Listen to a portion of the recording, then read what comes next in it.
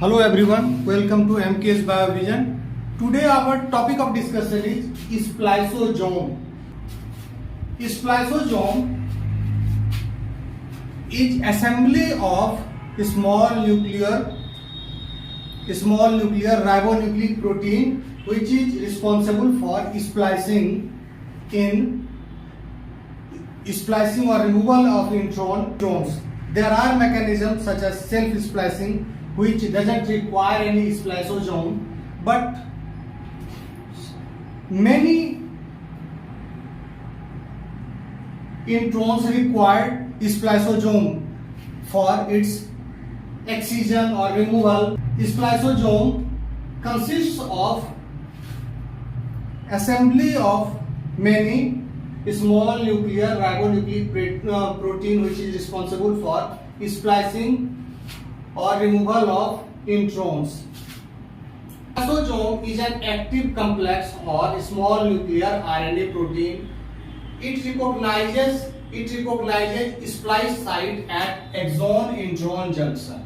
Axon-intron junction, this is group 2 intron, axon-intron junction, इसी को identify करता है स्प्लाइसोसोम और कैटालाइज करता है स्प्लाइसिंग के प्रोसेस को. It recognizes splice site as at axon-intron junction and regulates splicing. The assembly of small nuclear ribonucleic protein forms spliceosome which catalyzes the activity of intron removal and axon joining. There are two key processes involved in the process. These occur through two steps, two transesterification reaction. Splicing का मतलब होता है intron का removal और axon का joining. ये splicing spliceosome के बिना भी हो सकता है और स्प्लाइसोसोम के साथ भी हो सकता है. स्प्लाइसोसोम इस प्रोसेस को रेगुलेट करता है. स्प्लाइसोसोम जो स्प्लाइस साइट है, एक्सोन इंट्रॉन बाउंड्री पर जो स्प्लाइस साइट है, इसको रिकॉग्नाइज करने में मदद करता है और रिमूवल ऑफ इंट्रॉन में मदद करता है और फाइनली एक्सोन को ज्वाइनिंग कराता है. जो एडजेसेंट एक्सोन्स हैं उनको आपस में लाइगेट करता है यानी कि ज्वाइन करता है. ये ग्रुप 2 इंट्रॉन में होने वाले स्प्लाइसिंग है. ये ग्रुप 2 इंट्रॉन का स्प्लाइसिंग है और इस ग्रुप 2 इंट्रॉन के स्प्लाइसिंग के लिए जो SNRP होता है वो है U1, U2, U4, U6, U5 and U6. इतने सारे प्रोटीन्स होते हैं, इतने सारे राइबोन्यूक्लिक प्रोटीन होते हैं जो इस प्रोसेस को कराते हैं. ग्रुप 2 इंट्रॉन्स को एक्साइज करने में मदद करता है. तो यहां हम देख रहे हैं कि स्प्लाइसोसोम क्या है. Spliceosome is an active complex of small nuclear RNP. It recognizes splice site at axon-intron junction. It regulates splicing by forming a catalytic center. It helps in intron removal and joining, axon joining. ये कैसे बनता है? About 150 polypeptide या protein होते हैं जो SNRNA यानी कि स्मॉल न्यूक्लियर RNA जिनकी लंबाई 200 न्यूक्लियोटाइड से कम ही होती है, ये आपस में मिलकर स्मॉल न्यूक्लियर RNA बनाते हैं. इसको हम स्नर्प के नाम से जानते हैं. इसका फॉर्मेशन, इसका सिंथेसिस न्यूक्लियस के अंदर ही होता है और ये आपस में असेंबल करके स्प्लाइसोसोम बनाते हैं. और बहुत सारे स्प्लाइसोसोम जब मिले होते हैं तो उनको हम काजल बडी के नाम से भी जानते हैं. काजल बडी यानी कि assembly of aggregation of spliceosome. U2 splicing का प्रोसेस, U2 स्प्लाइसिंग क्या होता है कि सेल्फ कैटालिटिक भी होता है, यानी कि खुद अपने आप भी होता है, और स्प्लाइसोसोम रेगुलेटेड भी होता है। Various snurp along with accessory proteins form spliceosome. बहुत सारे स्नर्प मिलके और एसेसरी प्रोटीन मिलकर स्प्लाइसोसोम बनाते हैं। The spliceosome is the centre of post transcriptional modification, यानी कि ट्रांसक्रिप्शन होने के बाद प्रोसेसिंग में, यानी कि mRNA हो या ट्रांसफर आरएनए हो, राइबोसोमल आरएनए हो, इसके प्रोसेसिंग में काम आता है, ये प्रोसेसिंग करता है। और असेंबली ऑफ एसएनआरपी, ये तो काजल बॉडी कहलाता है। ट्रांसस्टेरिफिकेशन रिएक्शंस डजंट रिक्वायर एटीपी। जो स्प्लाइसिंग का है, इसमें दो मैकेनिज्म इन्वॉल्व होते हैं, दो स्टेप्स ट्रांसस्टेरिफिकेशन रिएक्शन का होता है, वो जिसमें एटीपी की जरूरत नहीं पड़ती है। लेकिन असेंबली जो होती है स्नर्प की, यानी कि स्मॉल न्यूक्लियर आरएनपी की, उसके लिए एटीपी की जरूरत पड़ती है। Splicing of group 2 intron is regulated by spliceosome. यहां हम देख रहे हैं कि ग्रुप 2 इंट्रॉन का स्प्लाइसिंग स्प्लाइसोसोम के द्वारा रेगुलेट होता है। लेकिन ग्रुप 1 इंट्रॉन जो AUAC या फिर ATAC के नाम से जाना जाता है, ये 5 स्प्लाइस साइट है और ये 3 स्प्लाइस साइट है। इस तरह के जो इंट्रॉन होते हैं, इनका स्प्लाइसिंग सेल्फ स्प्लाइसिंग भी हो सकता है और स्प्लाइसिंग स्प्लाइसोसोम के द्वारा रेगुलेटेड भी हो सकता है। तो इस तरह से ये होता है ग्रुप 2 का। It may involve spliceosome or it may not involve spliceosome. Since group 2 introns are very large, it can catalyze its own excision, यानी कि ये इसको हम राइबोजाइम कहते हैं, ये अपने आप खुद अपना रिमूवल करवाता है। ठीक है, चूंकि ये आरएनए मॉलिक्यूल्स हैं और एंजाइम की तरह काम कर रहा है, इसलिए इसको हम राइबोजाइम कहते हैं। यहां हम देख रहे हैं कि ये ग्रुप 2 इंट्रॉन्स के लिए जो स्नर्प है वो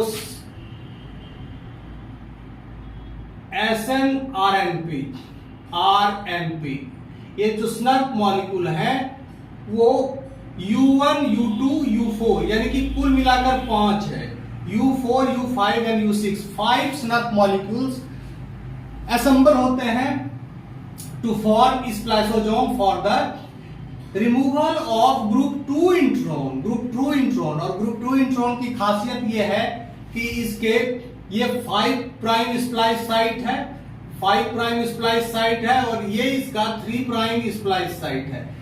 GU is the 5 prime splice site for group 2 intron और AG is 3 prime splice site. इसके बीच में खास करके वर्टिब्रेट में एक क्यूरे सीक्वेंस होता है 2 प्राइम OH ब्रांच पॉइंट।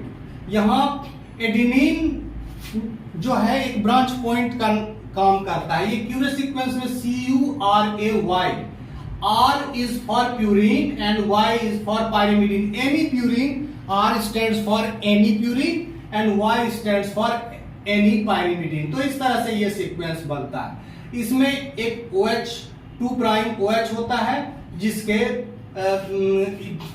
जो फाइनली जो क्या करता है कि ये 5 स्प्लाइस साइट पर अटैक करता है और फर्दर आगे चलकर लैरिएट स्ट्रक्चर को फॉर्म करता है। यहां हम देखते हैं कि ये ब्रांच पॉइंट के अतिरिक्त यहां एक पॉलीपायरिमिडीन ट्रैक होता है, और इधर फिर इसका 3 प्राइम स्प्लाइस साइट है यहां। उसके बाद ये तो इंट्रॉन है और इधर एक्सोन 1 है, ये फ्लैंकिंग या इधर एक्सोन 2 है। दिस पोर्शन यहां से GU से लेकर AG तक इंट्रॉन है और इसी का रिमूवल होना है। इसी प्रोसेस को ये सारे 5 के 5 जो स्नर्प है मिलकर स्प्लाइसोसोम बनाकर फाइनली इसको रिमूव करते हैं। यहां हम देखते हैं कि पहली जो प्रक्रिया है, पहला स्टेप है वो है U1। सबसे पहले स्नर्प जो आता है U1 आता है, इसके साथ branch point binding protein BBP और U2AF यानी कि U2 स्नर्प के लिए activation factor, U2 activation factor आके बाइंड करता है। ये 5 स्प्लाइस साइट पर कौन U1 बाइंड कर रहा है, 5 स्प्लाइस साइट पर U1। जो ब्रांच पॉइंट है उस पर branch point binding protein bind कर रहा है एडेनिन के पास और पॉलीपायरिमिडीन ट्रैक पर पीपीटी के पास U2 एक्टिवेशन फैक्टर बाइंड कर रहा है। ठीक है, ये पहला स्टेप हुआ, इसको हम ई कॉम्प्लेक्स के नाम से जानते हैं। नेक्स्ट स्टेप में क्या होता है, U2 आता है, U2 स्नर्प आता है और ये क्या करता है, ये ब्रांच पॉइंट बाइंडिंग प्रोटीन को हटाता है और खुद इस जगह पर आके बैठ जाता है। U पहले से आ गया था और U2 बाद में आया, आपस में U1 U2 इंटरेक्ट करता है, एक दूसरे को क्लोज, एक दूसरे के नजदीक आना चाहता है और इस तरह से ये फोल्ड कर जाता है। U2 एक्टिवेशन फैक्टर अपनी जगह पर है। इसके बाद आता है ट्राइस्नर्प में क्या है, U6 है, U4 और U5, U6 U4 और U5 ये तीन मिलके ट्राइस्नर्प बनते हैं और ये क्या करता है, फाइनली U1 और U2 के बीच में आके फिट हो जाता है। ये फोल्ड हो गया है, U1 U2 का इंटरेक्शन हुआ, ये फोल्ड हो गया है and this trisnurp makes a link between U1 and U2, इसके बीच में आके बैठ जाता है। इसके बाद U2 हट जाता है और U1 हट जाता है और U6 U1 की जगह ले लेता है और इस तरह से यहां हम देखते हैं कि फाइनली क्या होता है कि U4 प्रोटीन भी हट जाता है और लैरिएट लाइक स्ट्रक्चर बनता है और ये फाइनली इंट्रॉन लैरिएट अलग हो जाता है और ये तीनों के तीनों फैक्टर भी अलग हो जाते हैं और एक्सॉन 1 और एक्सॉन 2 साथ में चला आता है। तो पहला ई कॉम्प्लेक्स बनता है जिसमें ये तीनों आते हैं। दूसरा स्टेप में क्या होता है, U2 आता है और ब्रांच पॉइंट बाइंडिंग प्रोटीन को हटा देता है। इस कॉम्प्लेक्स को हम ए कॉम्प्लेक्स के नाम से जानते हैं। इसके बाद ट्राइस्नर्प आता है और U2F को हटा देता है, इसको हम B1 कॉम्प्लेक्स के नाम से जानते हैं। और यहाँ क्या होता है कि यहाँ B2 कॉम्प्लेक्स बनता है, U1 अलग हो जाता है और ये B2 कॉम्प्लेक्स बनता है। और फाइनली C कॉम्प्लेक्स बनता है जिसमें U4 अलग हो जाता है और ये कॉम्प्लेक्स C4 कॉम्प्लेक्स बनता है। C4 कॉम्प्लेक्स बनने के बाद ये जो स्ट्रक्चर है इंट्रॉन वो रिलीज हो जाता है और ये जो स्नर्प है वो भी रिलीज हो जाते हैं और दोनों एक्सॉन आपस में एक दूसरे को ज्वाइन करके ये मैच्योर आरएनए बनाता है।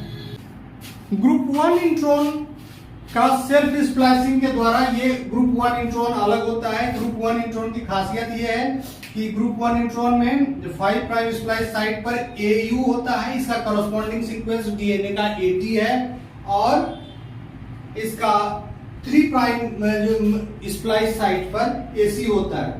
तो ये इसकी खासियत है और लगभग 1% इंट्रॉन्स वैसे पाए जाते हैं जो ग्रुप 1 कैटेगरीज में रखे जाते हैं, तो ये काफी कम होता है। यहाँ ग्रुप 1 इंट्रॉन के एक्सीजन में भी सकता है, तो जब ये सेल्फ स्प्लाइसिंग के द्वारा खुद ब खुद अलग हो जाते हैं। लेकिन जहां भी स्प्लाइसोसोम की जरूरत पड़ती है, यानी कि इस तरह के मैकेनिज्म की जरूरत पड़ती है, तो वहां ये प्रोसेस रेगुलेटेड होता है यानी कि स्मॉल न्यूक्लियर प्रोटीन यहाँ है U11, U12, U4 ATAC, U6 ATAC। तो ये जो है U11, U12, U4 ATAC या U6 ATAC ये सारे ग्रुप 1 इंट्रॉन का एक्सीजन के लिए जो इस्तेमाल होता है स्मॉल न्यूक्लियर राइबोन्यूक्लिक प्रोटीन, उसका नाम है U11, U12, U4 ATAC and U6 ATAC। ये जो चार हैं ये इससे बिल्कुल, इसमें U1, U2, U4 और U6 के कॉरस्पॉन्डिंग हैं। यानी कि जो रोल U1, U2, U4 और U6 का है वही role U11, U12, U4 ATSC और U6 ATSC का इंट्रॉन 1 के ऑक्सीजन में है। U5 is needed for both. ये बड़ा इंपॉर्टेंट चीज है कि U5 जो है small nuclear RNA protein, ribonucleic protein, इसका इस्तेमाल दोनों में होता है, एक्सॉन 1 में और एक्सॉन 2 में। Mitochondrial RNA, chloroplast RNA, ribonucleic RNA, इसमें they mostly rely on self splicing और स्प्लाइसोसोम का इसमें कोई रोल नहीं। आज का लेक्चर आप लोगों को जरूर पसंद आया होगा। लाइक कीजिए, सब्सक्राइब कीजिए, शेयर कीजिए और हमारे चैनल को ग्रो करने में मदद कीजिए। Okay, thank you.